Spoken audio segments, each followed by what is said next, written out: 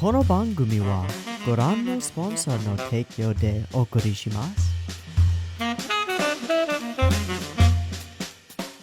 Alrighty, welcome everyone. I'm Teeaboo and I am here for Great Pretender. We are on case 3.1, episode 11 of the overall numbering system of Great Pretender. Snow of London, part 1. Don't know what to expect because it's a brand new case, so let's instead talk about what just happened. In the last couple of episodes, we bodied the brothers wealthy, the Ibrahims, Clark and Sam, took all their money, and destroyed their ability to probably continue doing these air races, while also overcoming a deep-seated, blood-fueled grudge by Abby against a man who was at least partly responsible for the deaths of her parents, because he was a pilot and he bombed stuff.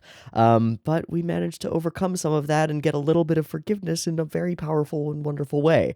Even though Louis Mueller lost the bout, we managed to convince Sam Ibrahim that he had instead lost all of his money and then absconded with his big briefcases full of cash. Bye! Thanks to a clever trick with some cellophane and a bit of doctored footage, off we ran with a bunch of moolah in the bank and just whomped him. Just whomped him real good, and it was wonderful. Great couple of episodes, great coming around on Abby, great little mini backstory there, great arc. Not as cool as the first arc still. I still think that the first arc is the more powerful one so far. But that was the end of arc 2, and I thought it was really good. Seeing a totally different location, a whole bunch of different stuff. Some really good CG work, I think, on all the planes and stuff, and some good character interactions and good character development for our characters. So that was rad. It was good all around. Now we move on to London and a new case. I don't know if Edamame is going to be still reluctant to do this. I don't know where we're going to start with this. I don't know who we're going to focus on, but I do have a bit of a theory. So far, we've focused heavily on Edamura, and then we focused heavily on Abby, and then now there are like two major members left that we could heavily focus on, and they are, of course, Laurent and Cynthia, and I don't know which one we're gonna do, but we have been focusing a bunch on the ring that is around Laurent's neck, and I have a feeling that maybe that will come into play. I don't know, maybe. Maybe that's a later setup for the last one, which would make sense given that he's like the core of this whole conman operation, and maybe he's the one that we focus on last, and we focus on Cynthia first more, and that would make more sense. But so far, we've been kind of following this formula where each of the cases has a harder focus on the backstory of one of our major characters, with first Edamura and then Abby. And so I'm kind of expecting that we keep that running, and we've got this combo thing going on where we've got the surface level stuff that's going on, which is the con itself, and then we've got the character development stuff that's going on as we find out the backstory of one of our characters, and also they get to overcome some of that backstory in a compelling way as they move through the con that they're performing. So that seems like a thing that we could do. Regardless, we're going to London. I don't know it's London. There's lots of stuff in London. There's lots of crime in London. There are lots of good people and bad people in London. It's a big metropolitan, ecumenopolis city of awesomeness. There's also a lot of history in London, and there's a lot of art in London, so I'm wondering if it has anything to do with those things. I just don't know. But that's where we're headed, and I don't know what to expect, so let's watch it, and we will find out. So today we're just going to watch the first episode of Snow of London and get our bearings and figure it out. This one, I thought that all of the cases, except for the last one, were 5 episodes. This one is 4 episodes, so I'll have to figure out what we're going to do there. But it might be 1 today and then 3 next week. We'll see. Regardless, we're going to watch 1 today, and that's going to be case 3.1, episode 11 of Great Pretender. Hope you're ready for it, because I am. I've got the episode up and ready to go. It's at 0 seconds. There will be 2 versions. Picture-in-picture version with the video up there, available in the description, timer on YouTube, beep timer to count you down, and early access on Patreon and all that stuff. If you like these videos, subscribe to these videos. Okay, that's my whole spiel. Beep timer, let's go.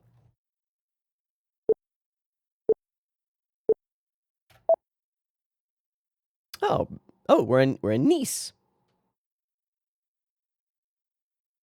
Nice, France. No, we're in Nice. Oh, he's drawing with charcoal. Art, eh? What's you drawing? You drawing Cynthia?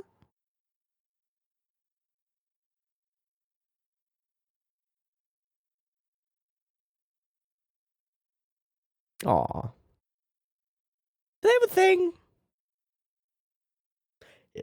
they might have a thing.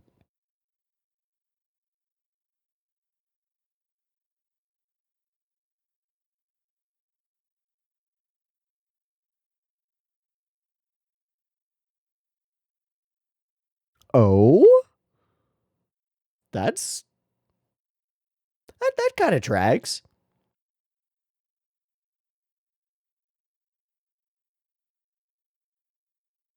Cool. Totally different. Reminds me of JoJo's.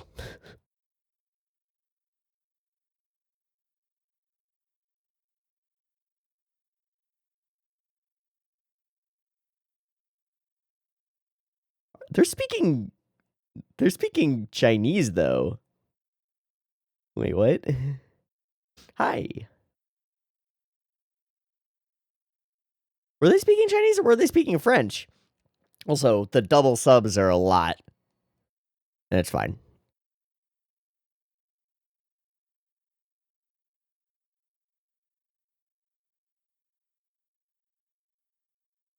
But they want him to pick up on French for some reason.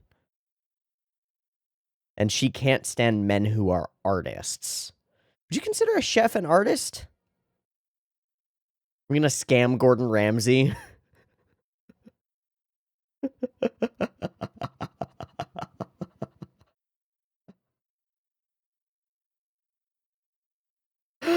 It's raw!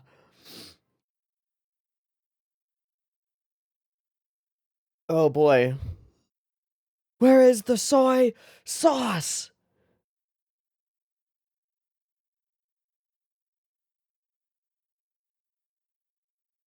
Oh, cute, cute, cute.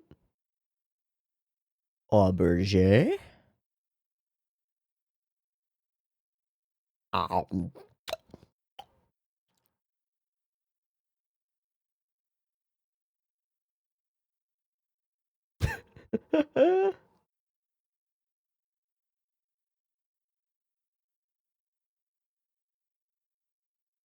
Well, all right then. That's super not true, but okay. You're in France, dude. Yeah. They've got good accents. This is where he's living? That makes sense.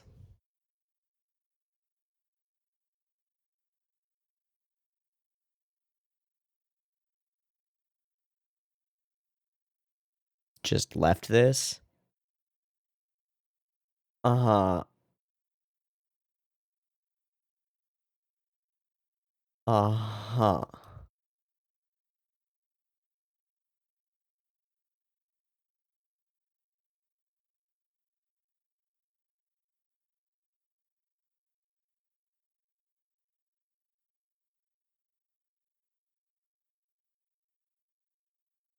I don't know enough about artists to know if that's a real person, as it does.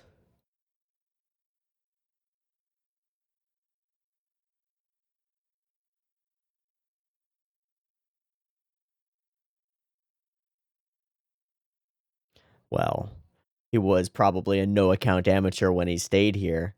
Oh, wait, that's...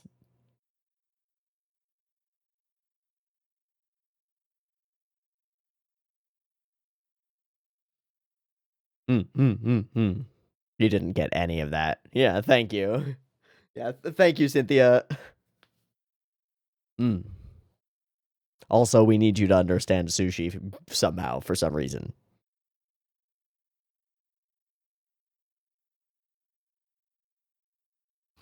Let's rip that away from you. Yeah. Soka. What a very not Japanese way to say soka. Soka. Oh, capsules. Let's go. One per arc. One per arc. What's it gonna be? Oh. Oh. The military man. It's a French. Oh, a king. I also ought to look him up later because it's usually something. Something's gonna be super wrong in here. It's just gone.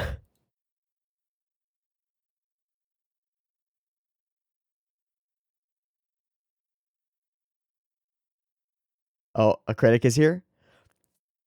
Fuck.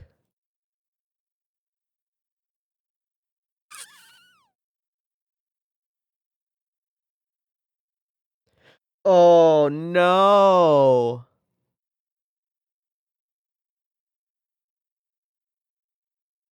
You served frozen sushi. Don't do it. Yeah, you sliced it the wrong way. No. They told you. Fuck this guy. But I mean, yeah.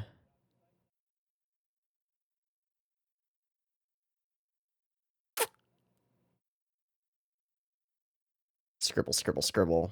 Oh, fuck. No.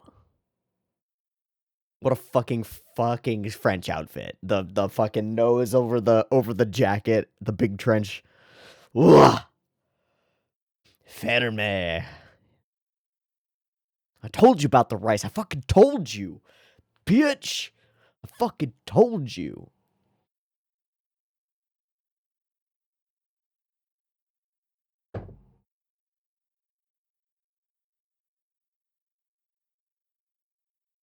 I thought so. Oh, wait, what?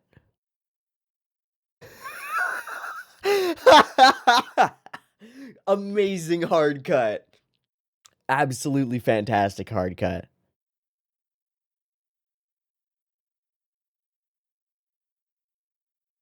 Oh, you have to move? You out. You get out. No, he doesn't understand you at all.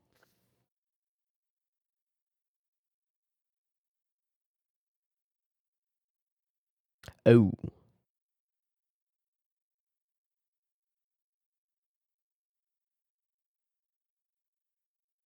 Toste?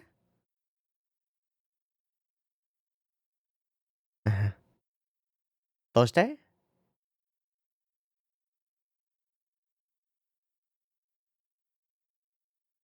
Oh, yeah, but we don't make any fucking money.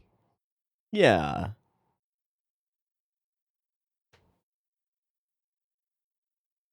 Well, that's a cool location. Oh, that feels a little close to home, right? Oh, break incoming. Fucker. Is that Cynthia on the fucking phone? I'll bet you anything that's Cynthia on the fucking phone right now.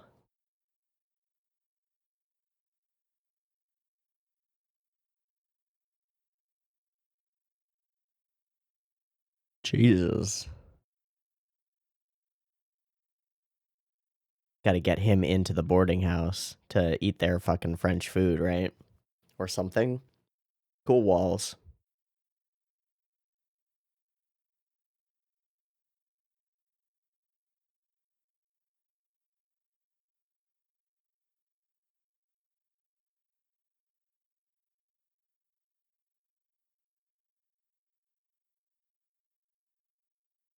It's a lot of money.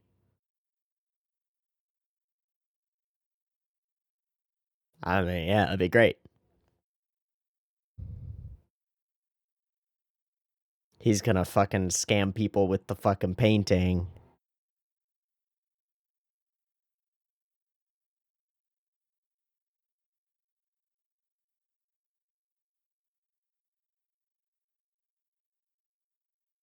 You have 20,000 euros, bitch? What? Fuck, god damn it. Language barriers. Girl, come here.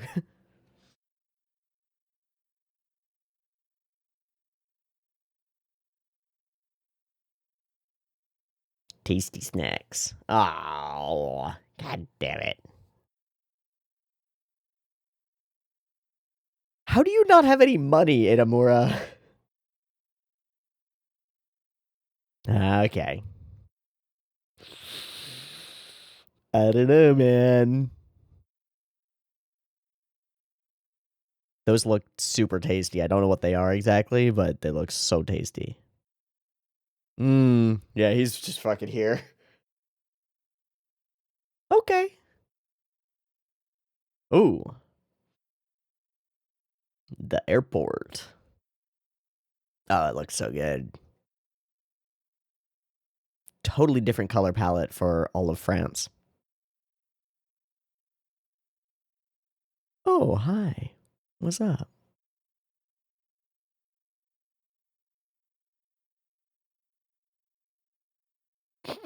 You let your hair grow. Yeah, the little things in the thing. Yeah. Oh, hi, Cynthia. Hmm. Fair enough. We take that. Sorry, who? You are, yeah. Mm-hmm. Who's Kudo? Is he the former boss man?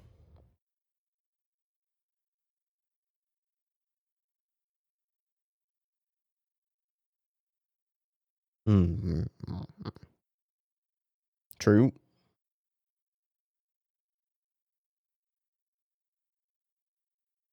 God, fucking. Yeah.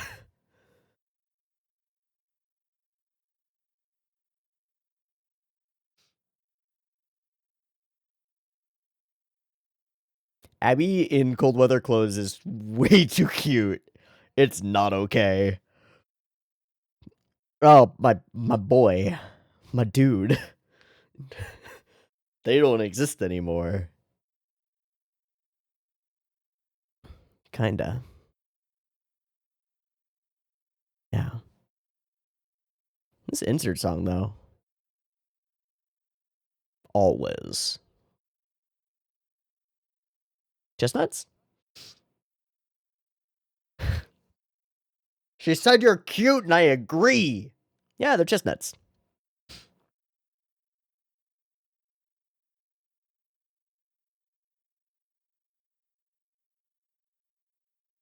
Yeah, you're sitting on cold stone. Hello, motherfucker. The happy squid. Why, it's a piece of shit. Eh? Eh? Fuck this gallery. Everything's too expensive.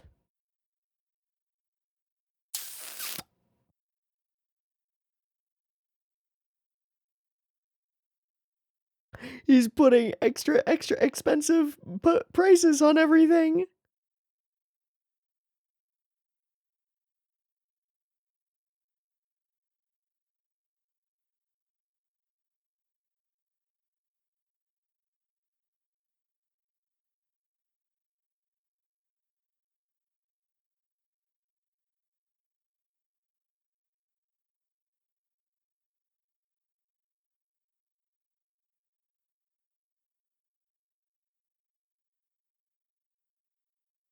Maybe.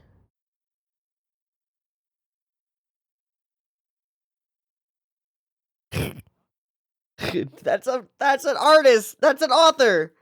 Fuck. Oh, bye. Okay, so that is Kudo. Prices.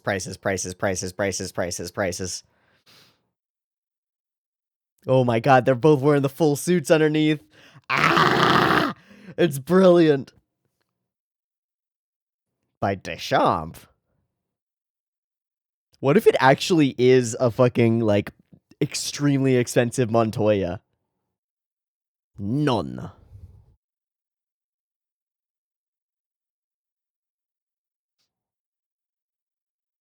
Can't I just kill him? No, Abby. Keep it together. Alright, Abby. No, too pushy.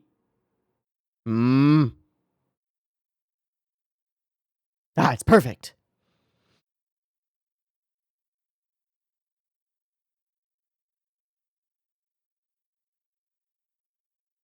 Mm.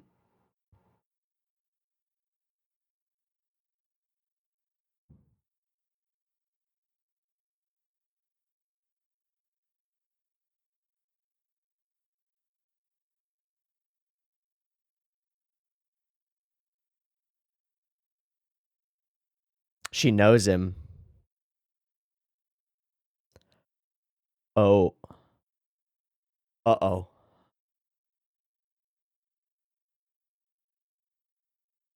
Oh, fuck. Oh, fuck.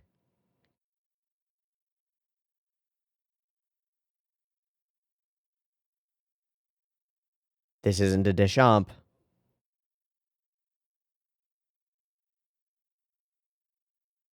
He knows it's worth millions, dude. Fuck. Oh, God, we fucked up. We had a fucking Picasso in our fucking room.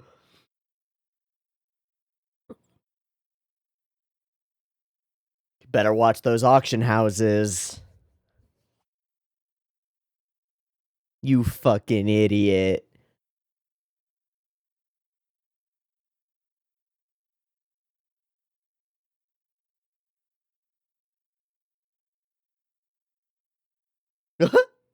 So noble. Okay, Cynthia.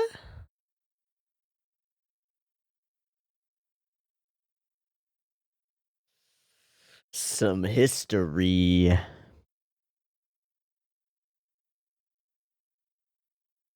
Bruh. Bruh, it's worth millions.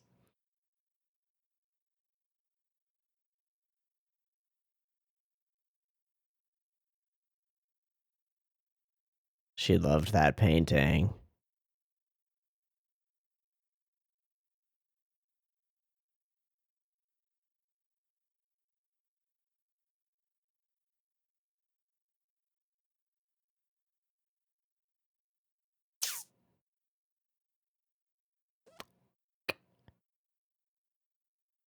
Ah!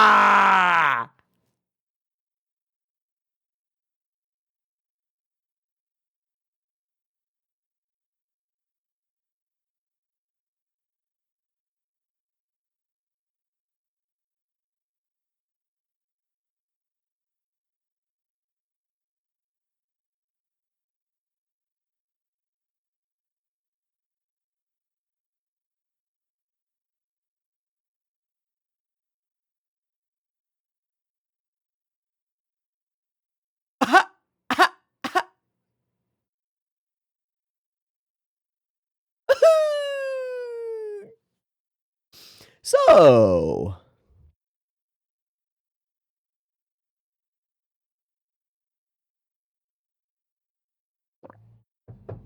he's talking about you.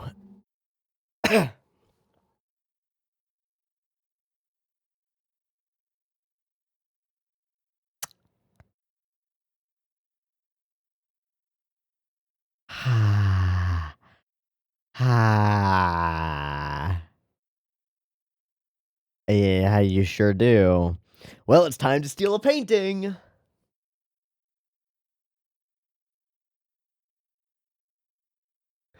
Yeah, everything goes so smoothly. Truly.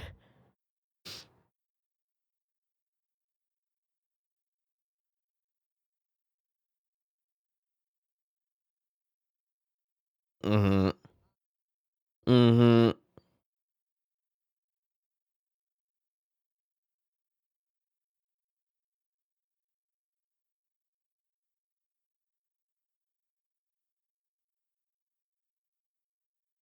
Yeah, what are you gonna do? Yeah, for a 20 million painting. Yeah. Yeah. Hmm. Drunk Cynthia, best Cynthia. Didn't you just say that we can't pull one over that guy? Okay, you hate that guy. Cool, cool, cool. Oh boy.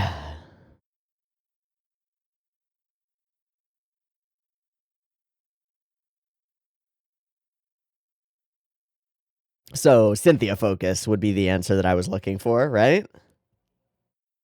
Oh yeah, it's personal, baby. Oh god. I'm into it. I'm into it. That's a great setup.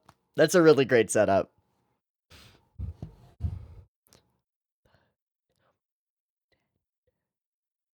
Ooh.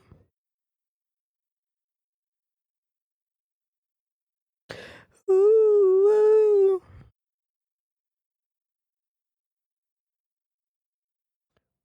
Ch-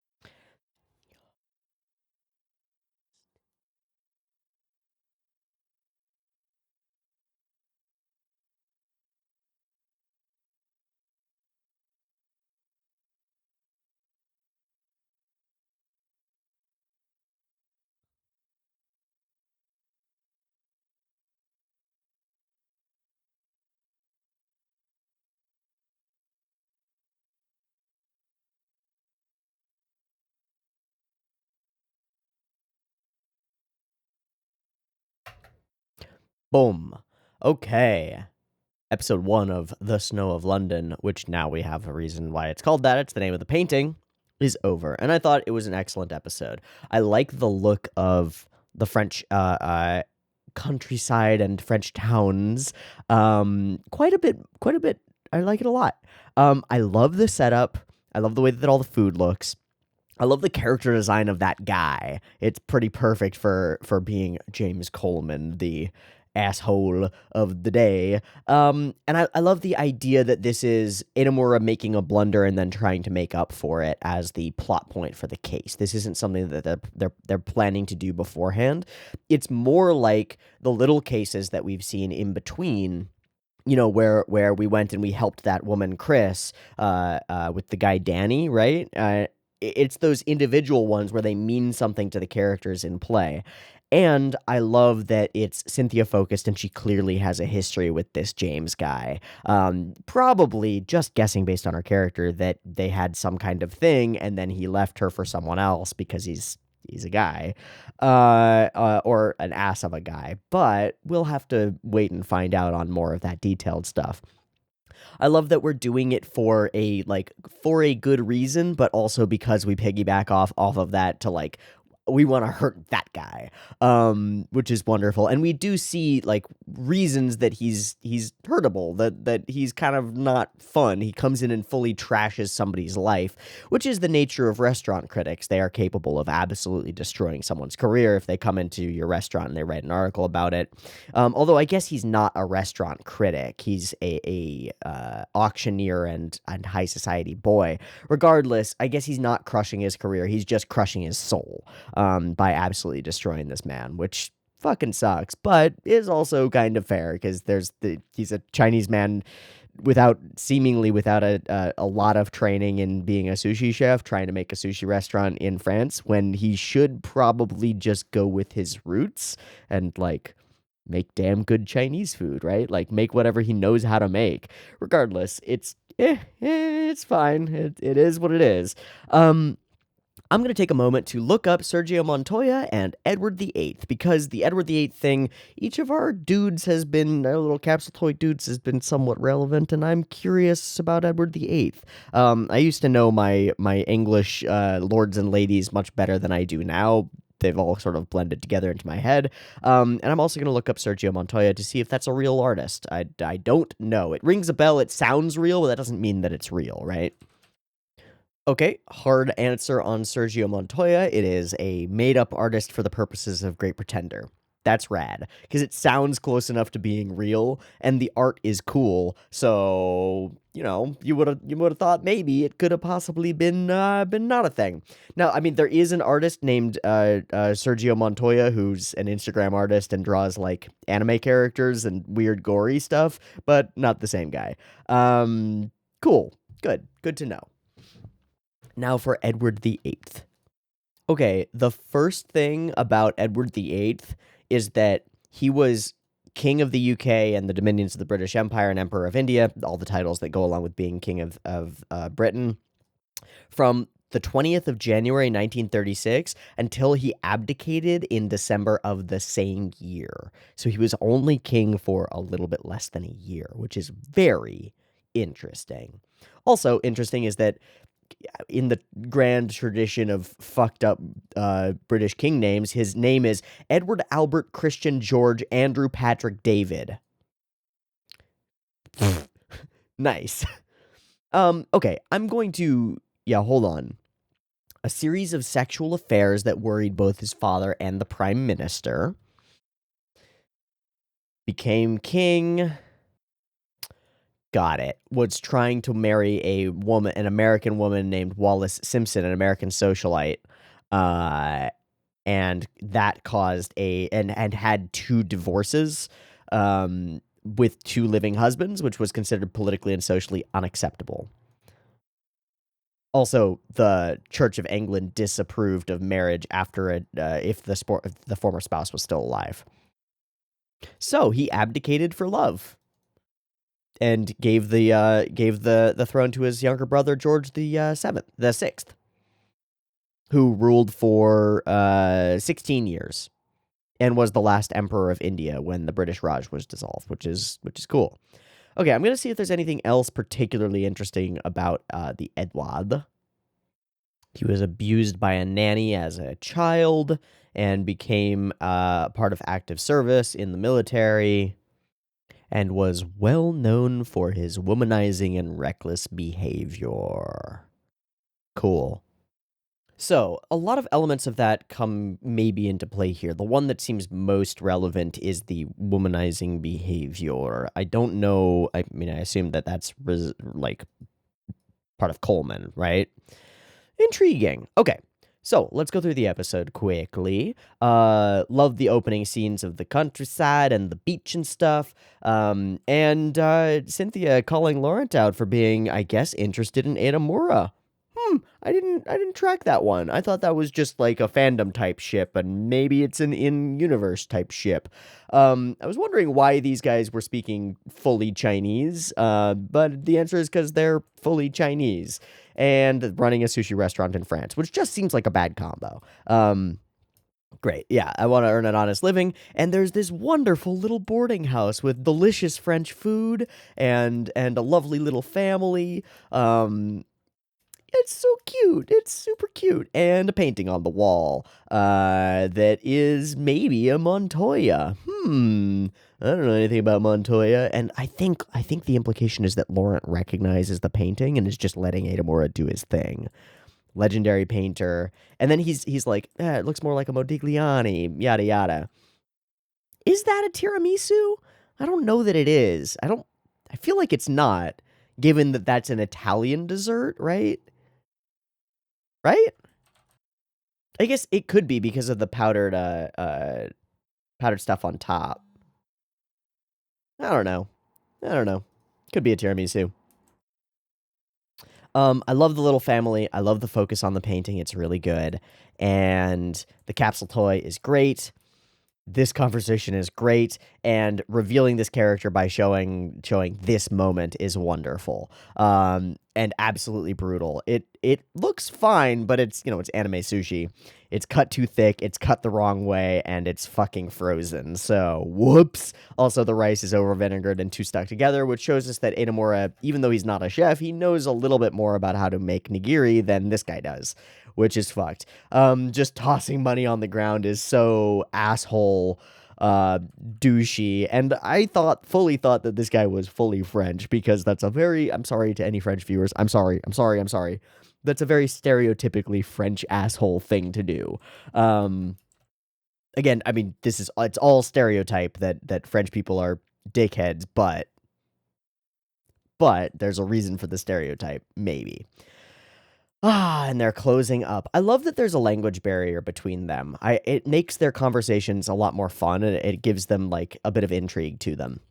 I also like the different color scheme for everything in here. Singapore was kind of full of bombast and these like big sweeping shots. This whole section feels much more confined and much more, I guess, intimate, you might say, because we're always in buildings or surrounded by buildings. The only time that we're really out in the serious open is when we're by the beach, and even then, there's kind of like a wall of stuff behind them. It feels like everything is more close packed, as though we're in a city like that, as opposed to the open skies of the area around. So we also see this guy on the phone. I'll be back next week. I'll buy something nice for 20 or 30,000, and he hatches the plan. I'll sell him this piece of shit painting that's not worth anything. Har har har. It'll be great. How could you sell that money? Oh man, what are these? I don't remember what these are, but I know they look delicious, and I want them. I want them now. I love that he's Edamame fully in the phone. It's kind of wonderful. And I love that Lawrence is just there hearing about all of this. I like the look of the airport. I guess this is a big sweeping shot, but they're not inside it. They're not in the big sweeping shot. Abby looks great with the new hair. Looks wonderful. And little payday. Let's get food. Abby's fucking cute, dog. I mean, she's really cute. She always has been, but her in clothes and stuff, it's super cute. I like it a lot. I want to like put a hand on her head and just go blah blah blah. Though she would probably rip my arm off for trying such a thing. It might be worth it. I love how this lady is commenting on that too, and he's like, "Oh, you should probably just eat them while they're hot. It's whatever." But this is what I mean by those like more confined and intimate scenes, the big row houses that are common in a lot of places in Europe. Really interesting. And we'll see how those shift as we move into London, which has those tall buildings around it, but has a different atmosphere by far, is usually mistier and foggier and darker, a bit of a different city. And without the colored buildings that are so classic in France and Italy and other places like that. The happy squid, mochi mochi, it's so wonderful. It's so dumb.